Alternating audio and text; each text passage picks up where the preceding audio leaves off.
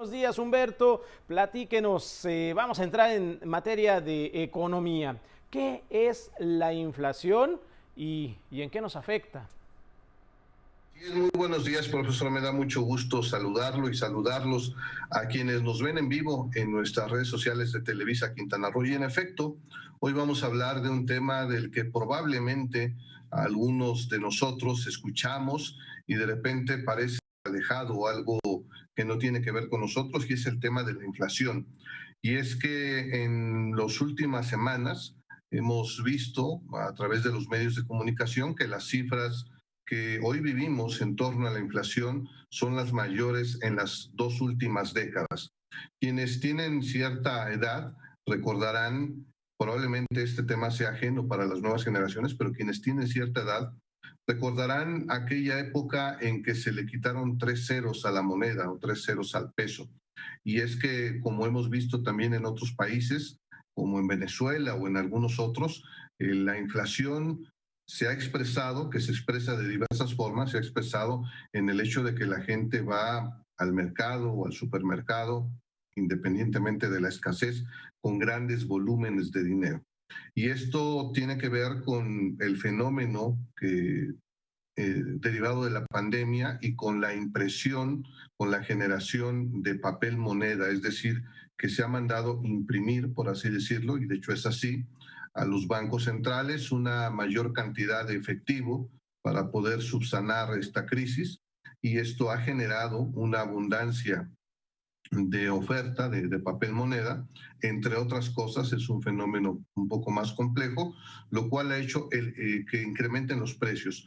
Probablemente en los hogares de todos nosotros hemos observado el aumento no solo en el precio de los combustibles, sino particularmente en el precio del gas y en algunos casos en el precio de algunas frutas, de algunas verduras, de algunas legumbres, que inclusive se han duplicado, lo cual trae consigo una pérdida en el poder adquisitivo de las personas.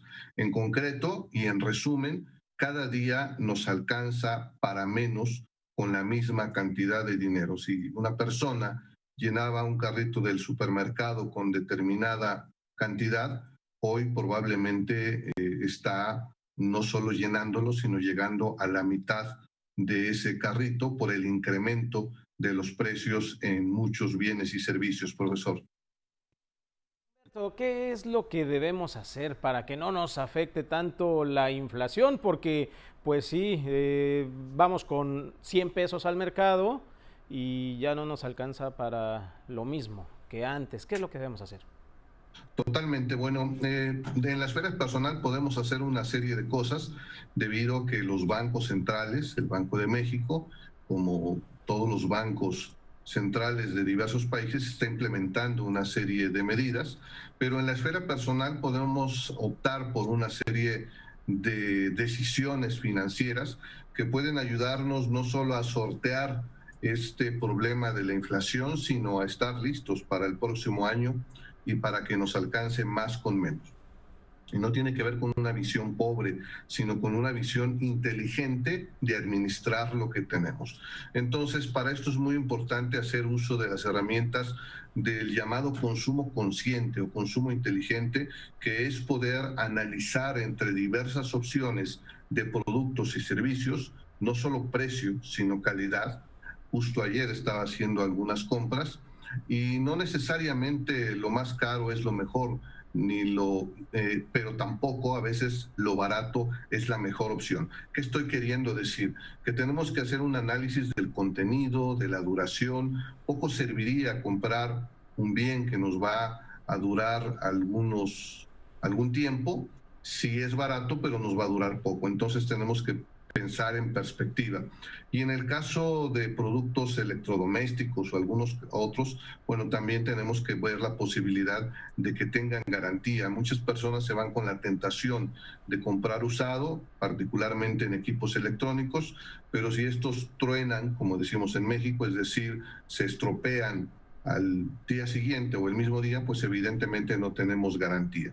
Otra de las cosas que debemos hacer es poder realizar presupuestos antes de ir al supermercado o cuando recibimos un ingreso, poder realizar presupuestos y sustituir algunos bienes por otros y desde luego priorizar, ya que, bueno, las épocas que estamos viviendo debemos ser muy inteligentes y prepararnos para lo que estamos viviendo, pero también para el futuro, que se avisoran todavía algunos meses complicados en la situación financiera respecto a las consecuencias que estamos viviendo de la pandemia, profesor.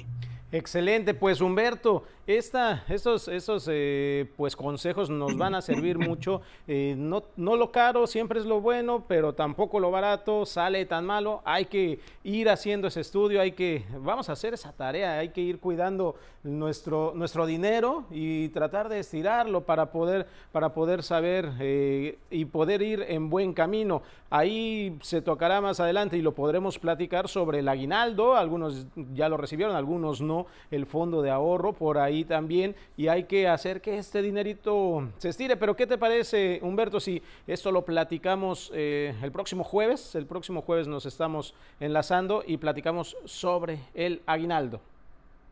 Con mucho gusto, profesor, y que tengan todos un excelente día en el estudio y en sus casas o sus trabajos en donde nos ven. Excelente día. Muchísimas gracias, Humberto Vergara, nuestro coach en finanzas, con esta información sobre la inflación.